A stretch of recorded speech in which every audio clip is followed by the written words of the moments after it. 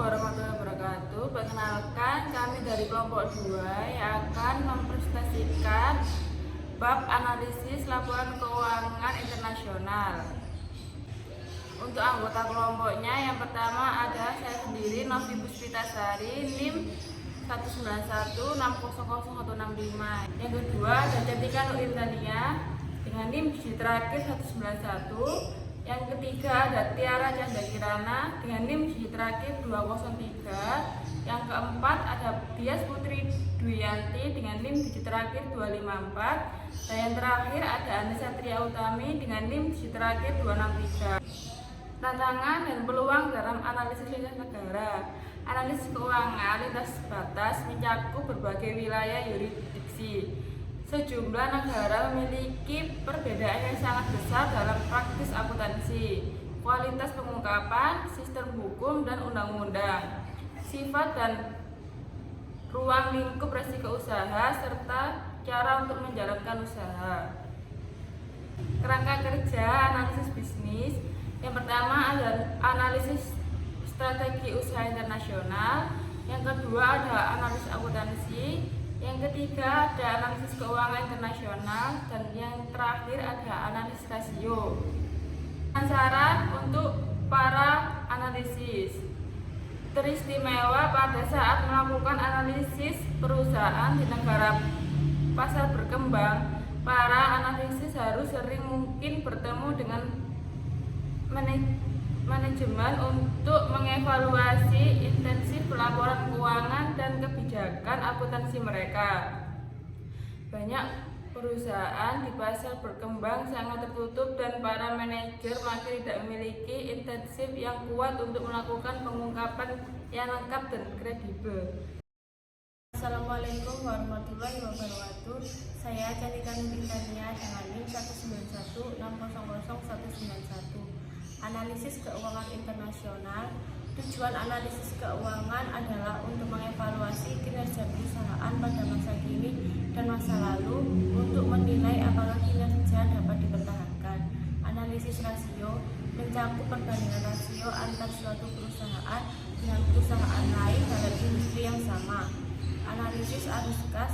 Analisis arus kas memberikan masukan mengenai arus kas dan manajemen suatu perusahaan. Analisis akuntansi mencakup peramalan dan penilaian berdasarkan strategi usaha, catatan akuntansi, dan analisis keuangan. Masalah-masalah lain, yang pertama akses informasi, yang kedua ketepatan waktu informasi, yang ketiga hambatan bahasa dan terminologi, yang keempat masalah mata uang asing, yang kelima perbedaan dalam jenis dan format laporan keuangan. Selanjutnya yaitu mekanisme penanggulangan. Yang pertama, melakukan pembatasan analisis dan menyajikan ulang ukuran akuntansi asing menurut sekelompok prinsip yang diakui secara internasional atau sesuai dengan dasar lain yang lebih umum. Yang kedua, mengembangkan perusahaan yang lengkap atas praktik akuntansi di sekelompok negara tertentu. Assalamualaikum warahmatullahi wabarakatuh. Perkenalkan, nama saya Tiara Canda Kirana dengan NIM 191600203. Di sini saya akan mempresentasikan tentang ketepatan waktu dari sebuah informasi. Ketepatan waktu penerbitan laporan keuangan, laporan tahunan, dan pengarsipan tahunan semua berkaitan dengan akuntansi berbeda di setiap negara. Ketepatan waktu terhadap laporan keuangan kuartal biasanya terjadi pada saat tanggal laporan audit sering kali dianggap sebagai sebuah indikasi tentang kapan informasi keuangan sebuah perusahaan tersedia untuk publik. Yang kedua, pertimbangan mata uang asing. Pertimbangan terhadap akun-akun yang dinyatakan dalam mata uang asing dikarenakan rasio keuangan yang mengubah pengukuran nominal atau interval menjadi hubungan persentase, sehingga para pembaca menganalisis akun mata uang asing yang dapat menerapkan sebuah translasi yang mudah dengan menggunakan nilai tukar akhir tahun. Namun, harus tetap hati-hati ketika melakukan analisis data kecenderungan yang ditranslasi. Yang ketiga, perbedaan format laporan. Format neraca dan laporan penghasilan berbeda di setiap negara. Perbedaan format laporan seperti di Amerika, yang sebagian besar perusahaan menggunakan format akun neraca dengan aset-aset berada di sebelah kiri dan ekuitas di sebelah kanan. Format tersebut seringkali berbeda dengan yang digunakan di Inggris. Yang keempat keempat yaitu batasan bahasa dan istilah. Perbedaan bahasa antar negara bisa menghadirkan batasan informasi bagi yang pengguna laporan keuangan. Sebagian besar perusahaan yang berlokasi di negara-negara yang tidak menggunakan bahasa Inggris menerbitkan laporan-laporan tahunan mereka dalam bahasa mereka. Namun, bertambahnya jumlah perusahaan yang cukup besar di negara-negara ekonomi memberikan versi bahasa Inggris dari laporan tahunan mereka. Yang terakhir yaitu analisis dan audit laporan keuangan. Dalam bagian sebelumnya mengenai analisis akuntansi, kami menuliskan pentingnya penilaian kualitas informasi yang ada dalam catatan-catatan perusahaan yang diterbitkan. Pembaca yang bijak harus menilai kecukupan pengukuran akuntansi yang dipergunakan dan menghilangkan penyimpangan yang disebabkan oleh penggunaan metode-metode akuntansi yang tidak tepat. Terima kasih.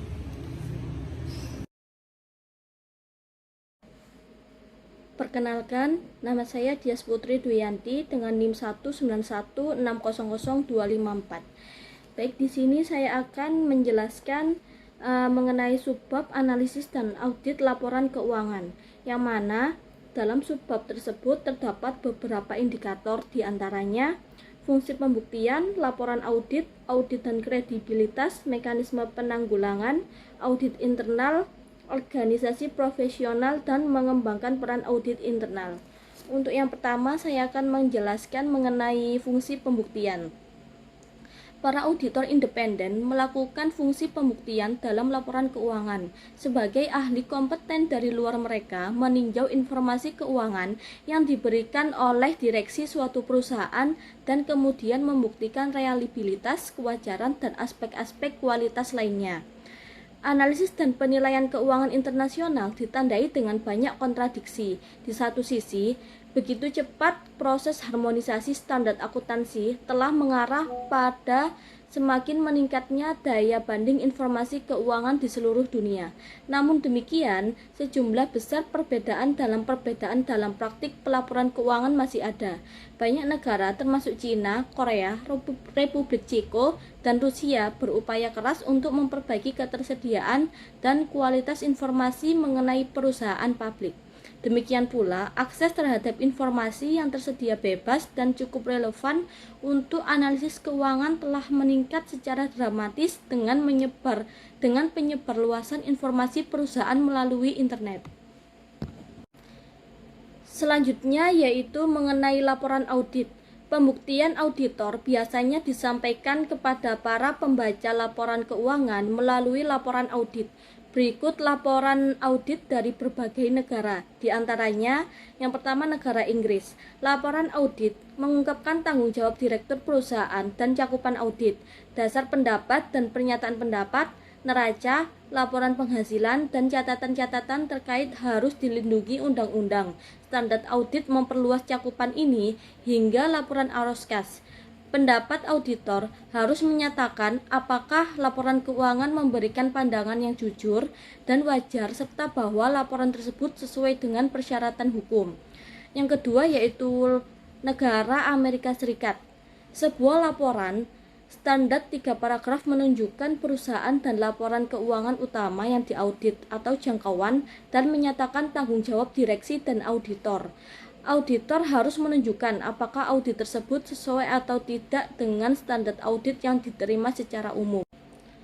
Untuk selanjutnya yaitu negara Swedia. Swedish Companies Act mengharuskan laporan audit mengenai yang pertama persiapan laporan audit tahunan sesuai dengan undang-undang, yang kedua penggunaan neraca dan laporan penghasilan, yang ketiga proposal yang diajukan mencakup laporan administrasi untuk penyusunan laba atau defisit yang tidak dialokasikan, yang keempat penghentian kewajiban dari anggota dewan direktur dan direktur utama.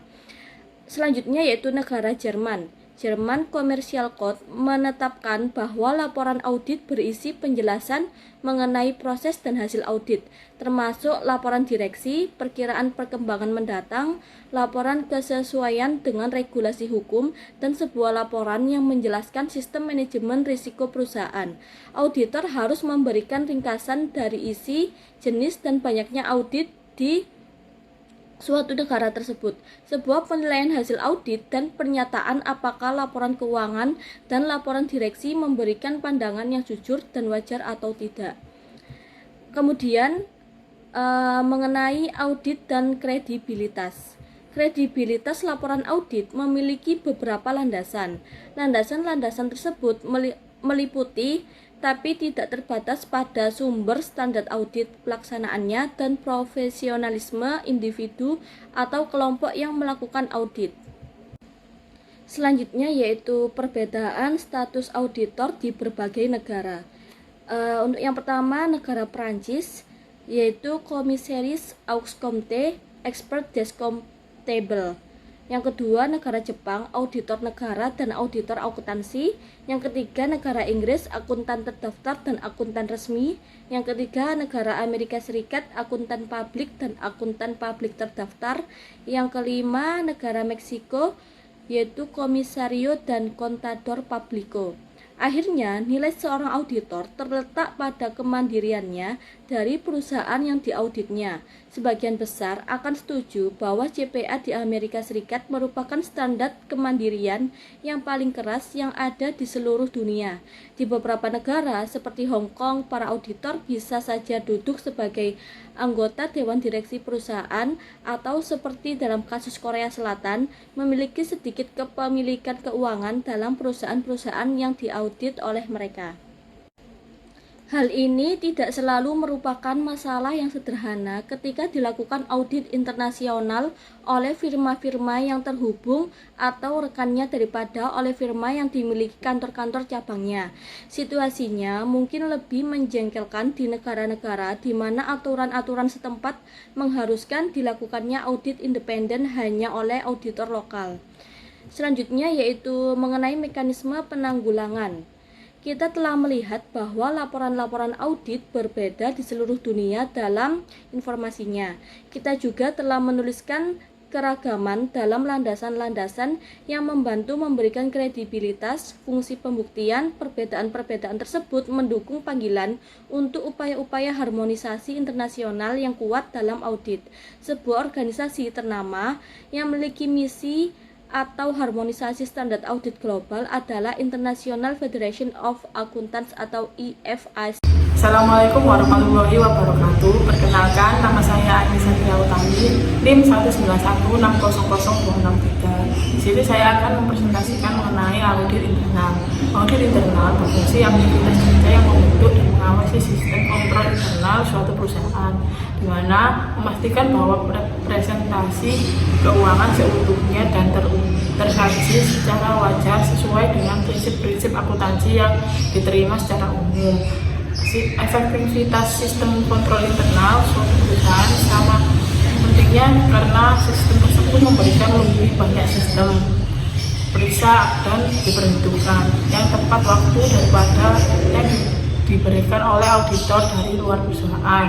Faktor-faktor lain yang membantu menjelaskan pertemuan dan pengakuan serta pentingnya audit internal adalah satu, akuntabilitas direksi perusahaan yang makin meningkat.